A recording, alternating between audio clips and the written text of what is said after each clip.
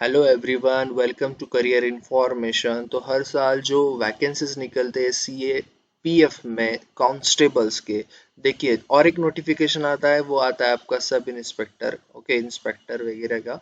एक ये नोटिफिकेशन है कांस्टेबल्स का। ओके, तो इसका एलिजिबिलिटी क्राइटेरिया भी आपको बताऊंगा, उसके बाद में इसका नोटिफिकेशन भी आपके साथ डिस्कस करूंगा।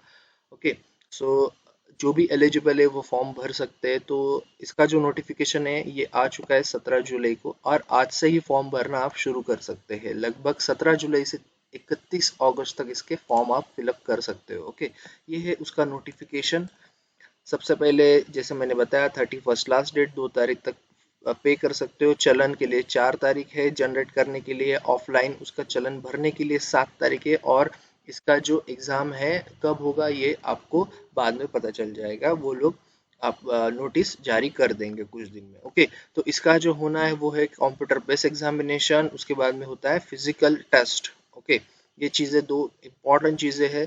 बहुत अच्छी वैकेंसी है दोस्तों। मेल्स के लिए 22,424 अलग अलग फोर्सेस के लिए आप अप्लाई कर यस, सारे फोर्सेस के लिए आप अप्लाई कर सकते हो। 22,424 वैकेंसीज लगभग है, और फीमेल्स के लिए 2,847। तो उस हिसाब से 25,000 के ऊपर वैकेंसीज है बीएसएफ में खासकर, और सीआईएसएफ में बहुत अच्छी वैकेंसी है, बॉर्डर सिक्योरिटी फोर्स और central industrial security force. Okay, बाद में वेरी हो सकती है वैकेंसीज, ये तो चीज़ उन्होंने बता दी। 18 से 23 आपकी उम्र होनी चाहिए, 28 तक चलेगा एससी के लिए, ओबीसी के लिए 26 साल तक चलेगा।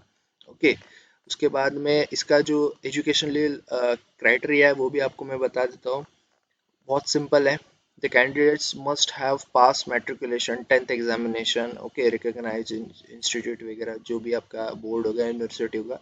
Candidates who have not acquired the essential educational qualification as on the जो भी stipulated date है, तो वो लोग नहीं कर सकते अप्लाई। उसके बाद में incentive to NCC certificate holders, तो उनके लिए इंसेंटिव्स ये है कि अगर सी सर्टिफिकेट है एनसीसी का तो 5% आपको मिलेंगे maximum marks of the examination. बाद में बी होगा तो 3% और ए होगा तो 2%। तो जो जो एनसीसी कैंडिडेट्स है they are having a very very good chance. Okay, मतलब एक्स्ट्रा आपको मार्क्स, अगर मैक्सिमम मार्क्स में आपको 5% मार्क्स मिलते तो बहुत अच्छी बात है। कैसे अप्लाई करना है? ssc.nic.in पे जाके आपको सीधा अप्लाई करना है। यहाँ पे आपको लॉग इन करना है। आपका जो भी, अगर जिन जिन लोगों का साइन अप ही नहीं हुआ है, रजिस्टर ही नहीं हुआ है, तो वो लोग यहाँ पे न्यू यूज़र पे जाओ। बाकी पुराने जो लोग हैं उनको सिर्फ लॉग इन करना है और अप्लाई करना है। ओके, उसके बाद में ये जो अप्लाई करना है, सबसे इम्पोर्टेंट चीज़ मैं आपको बता देता हूँ, वो है आपका फोटोग्राफ। ओके, क्यों बता रहा हूँ मैं? क्योंकि application without such date printed on the photograph will be rejected. तो आपके फोटोग्राफ के नीचे जिस दिन वो फोटोग्राफ खींचा गया है उसका चाहिए डेट। ओके, और वो डेट विद इन 3 मंथ्स का चाहिए। को बहुत से लोगों ने लास्ट टाइम गलती की थी, बहुत से पेपर में एसएससी के की बर्थ डेट डाल दिया था, या फिर 3 महीने पहले की डेट थी। तो वैसा नहीं चाहिए, आपका चाहिए 3 मंथ्स, क्योंकि फॉर्म रिजेक्ट होने के चांसेस है। एप्लीकेशन चांसेस नहीं हो ही सकते, क्योंकि अभी वो उन्होंने बहुत पहले से लागू कर दिया। जेई में भी हुआ था, सीजीएल में भी हुआ था। 100 रुपये आपकी फीस है।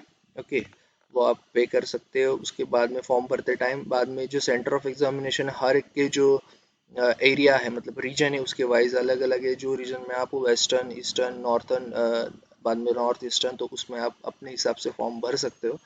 कौन से अलग अलग आपके आपके जो भी पास वाले सेंटर है।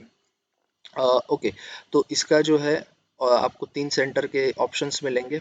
ओके, बाद में सेंटर चेंज नहीं होंगे। स्कीम ऑफ एग्जामिनेशन सिंपल है। आपका reasoning 25 mark 25 question, general knowledge 25 mark 25 question, elementary mathematics 25 marks 25 questions, और इंग्लिश हिंदी आपका 25 मार्क्स 25 क्वेश्चन। 90 मिनट्स आपको मिलेंगे, 1.5 घंटा आपके पास है टोटल 100 क्वेश्चंस आराम से। ओके, पेपर लेवल बहुत अच्छा रहता है, उतना भी डिफिकल्ट नहीं होता है, एवरेज से नीचे होता है। 0.25 इसमें नेगेटिव मार्किंग है। ओके, तो उस हिसाब से आप चेक कर लो। उसके बाद में टेंटेटिव आंसर की भी जल्दी आ जाती है, एसएससी की अभी एक अच्छी बात हो गई है। ये जो भी आंसर की आएगी आप टैली कर सकते हो, तुरंत ही आती, बहुत जल्दी आती है, वो टेंटेटिव होती है। उसके बाद में जो भी मार्क्स आपको मिलेंगे, अभी एग्ज़ाम जो है वो एक सेशन में नहीं होता है, तो बहुत सारे सेशंस में होता है, 2-3 दिन 4-5 दिन होता है अलग अलग सेशंस में, दो दो सेशंस में हर दिन। तो नॉर्मलाइजेशन का इफेक्ट बहुत ज़्यादा है स्टाफ सिलेक्शन कमीशन के हिसाब से। इनका फॉर्मूला ही वैसा है कि नॉर्मलाइजेशन का इफेक्ट बहुत ज़्यादा, नॉर्मलाइजेशन मतलब जिनका पेपर ज़्यादा हार्ड है उनको ज़्यादा मार्क्स एक्स्ट्रा मिलेंगे ताकि मैच हो सके बाकियों के स्कोर। तो marks score bye candidates in the CBE examination will be normalized by using the formula published already जो उनके साइट पे अवेलेबल है। वो फार्मूला ज़्यादा देखने की ज़रूरत है नहीं, आप बस अगर पेपर हार्ड है तो आपको थोड़े मार्क्स मिलेंगे, अगर इजी भी है तो मार्क्स कम नहीं होंगे, थोड़े बहुत बढ़ते ही है। जैसे उनका फॉर्मूला है, अभी जेई की बात करता हो, CGL की बात करो, 10 15 20 25 तक मार्क्स बढ़े हैं लोगों के। ओके, सो जो भी मैंने बोला कि मैट्रिकुलेशन लेवल का ही आपके क्वेश्चंस रहेंगे, ज़्यादा डिफिकल्ट नहीं रहेंगे। ओके, सो ये रहा आपका पहला, इसका जो सिलेबस है वो भी यहाँ पे अवेलेबल है, ये पूरा नोटिफिकेशन डिस्क्रिप्शन बॉक्स में आपको मिल जाएगा। बाद में आपका टेस्ट है फिजिकल एफिशिएंसी और standard test. So based on the CB performance candidate shortlist होंगे PET या PST के लिए। उसके बाद में यस वेरियस सेंटर्स उनको बताए जाएंगे, detail scrutiny of candidates eligibility document will be undertaken at the time of DME। तो बाद में आपका होगा, जैसे मैंने बोला PET, वो कैसे होगा, 5 किलोमीटर्स इन 24 मिनट्स मेल के लिए, 1.6 किलोमीटर इन 6.5 मिनट्स, ये दो होंगे मेल्स के लिए। फीमेल्स के लिए सेम 1.6 किलोमीटर 8.5 मिनट्स और 800 मीटर 4 मिनट में। ओके, सो ये है आपके फिजिकल एफिशिएंसी टेस्ट, अभी से प्रैक्टिस करो, टाइम लगाओ, टाइमर लगाओ और प्रैक्टिस करो, क्योंकि बहुत से लोगों का ऐसा मैंने देखा है, बच्चों का जो भी स्टूडेंट्स है उनका मैंने देखा है, लास्ट ईयर भी हुआ था कि एग्ज़ाम क्लियर हो गई थी, अच्छे मार्क्स है, लेकिन PET में बहुत कम पड़ गए थे। तो आपको क्या करना है, और उतना डिफिकल्ट भी नहीं है, आपको बस प्रैक्टिस करनी है। ओके, उसके बाद में फिजिकल स्टैंडर्ड टेस्ट तो डिपेंड आपके फिजिक पे है। 170 CMS आपकी हाइट होनी चाहिए, 157 फीमेल की होनी चाहिए। ओके, तो उसके हिसाब से आप यहाँ पे देख, बाद में इसमें भी रिलैक्सेशन है कुछ कुछ चीज़ों में, तो आप एक बार देख लो। बाद में चेस्ट का भी है, अनएक्सपांडेड जो है मेल कैंडिडेट्स के लिए 80 CMS और मिनिमम एक्सपांशन 5 CMS। ओके, ये है मेल्स के लिए। उसके बाद में वेट भी आपका प्रोपोर्शन होना चाहिए हाइट और आपके एज पे हिसाब से, मेडिकल स्टैंडर्ड के हिसाब से, वो रहा आपका PST। उसके बाद में जो कैंडिडेट सेलेक्ट होते हैं, इसके बाद में उनका क्या होता है, मेडिकल एग्जामिनेशन। ओके, जो भी क्वालिफाई होते हैं PET और PST से, तो उनका होगा मेडिकल एग्जामिनेशन, जो हर जॉब में, हर गवर्नमेंट प्राइवेट से हर सेक्टर में होता है। ओके, सो मेडिकल बोर्ड उनको एग्जामाइन करेंगे शॉर्टलिस्टिंग कैंडिडेट को, और बाद में आपका रिक्रूटमेंट हो जाएगा। ये रहा पूरा प्रोसेस आपका CBE PST PET, और उसके बाद में आपका मेडिकल जो भी एग्जामिनेशन होगा, मतलब मेडिकल स्टैंडर्ड्स आपके चेक किए जाएंगे फाइनल। तो ये रहा पूरा इसका एग्जामिनेशन पैटर्न मैंने शेयर किया, क्या क्या चीज़ें आपको लगेंगी फॉर्म भरते टाइम। सबसे इम्पॉर्टेंट चीज़ तो यही है कि आपका जो फोटोग्राफ आप अपलोड करने वाले हो वो 3 महीने तक का चाहिए, और 3 महीने तक का चाहिए, और वो उसकी डेट जो है वो 3 महीने तक की चाहिए नहीं चाहिए। ओके, तो मोड ऑफ सिलेक्शन जैसे कि सब बात कर चुके हैं हम। सो आपका होगा कंप्यूटर बेस्ड एग्जामिनेशन, बाद में PET PST और मेडिकल एग्जामिनेशन, और सिंपल उसके बाद तो डॉक्यूमेंट वेरिफिकेशन। ओके, तो डॉक्यूमेंट्स भी क्लियर रखो। So candidates scoring below mentioned cutoff score without adding bonus marks to NCC holders eligible for the short listing for the next stage। तो ये 35% 33% आपका होना चाहिए।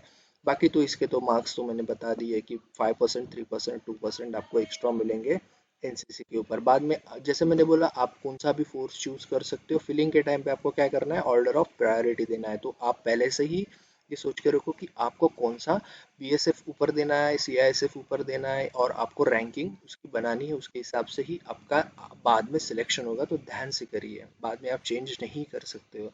ओके, तो 6 प्रेफरेंस यहाँ पे इसेंशियल है, कौन से भी 6 आप फिलअप कर सकते हो अपने रैंकिंग के हिसाब से, मेरे ख्याल से वैकेंसी के हिसाब से, और आपकी जो एम है कौन से फोर्सेस में आपको जाना है उसके हिसाब से आप उसमें अप्लाई कर सकते हो। ओके, तो ये सारी चीज़ें हैं जो इम्पोर्टेंट है एग्जामिनेशन के लिए। ओके, तो जैसे मुझे लगता है मैंने सारे जो इम्पोर्टेंट थिंग्स थे रिगार्डिंग एग्जाम वो मैंने आपको बता दिए। बाकी online exam sorry online application का तो भी मैंने लिंक डिस्क्रिप्शन में डाल दिया, आपको जाके क्लिक करना है। नोटिफिकेशन का भी लिंक है, और उसमें नोटिफिकेशन में आपको ये सब चीज़ें भी मिल जाएंगी, कैसे कैसे आपको भरना है। ओके, सैम्पल वगैरह सब उन्होंने सैम्पल फॉर्म यहाँ पे दिया है। ध्यान से एक चीज़ याद रखो कि फोटोग्राफ आपको प्रिंटेड डेट चाहिए 3 महीने तक की। ओके, ये चीज़ ध्यान में रखो। बाकी आपको ये नोटिफिकेशन में मिल जाएगा। ओके, तो अगर फॉर्म के रिगार्डिंग कोई क्वेरी है तो आप पूछ सकते हो कमेंट बॉक्स में। देखो यहाँ पे लिखा है date on which photograph has been taken, तो आपको वहाँ पे लिखना है, और आपके फोटो के नीचे भी वो डेट होनी चाहिए। ओके, सो ये सारी चीज़ें हैं जो मैंने अभी आपको बता दी है। ओके, तो उसके हिसाब से आप अप्लाई करो नोटिफिकेशन, और ऑनलाइन एप्लीकेशन का लिंक डिस्क्रिप्शन में अवेलेबल है। चैनल को सब्सक्राइब करना मत भूलना। बहुत सारे नोटिफिकेशन आए हैं नाबार्ड से लेके, बहुत सारे मैंने शेयर भी किए। कुछ कुछ जो चेंजेस है सिलेबस एग्जाम में वो भी मैंने बताया है। तो और नए रिक्रूटमेंट्स प्राइवेट से लेके गवर्नमेंट तक भी आपको ये चैनल पे मिल जाएंगे।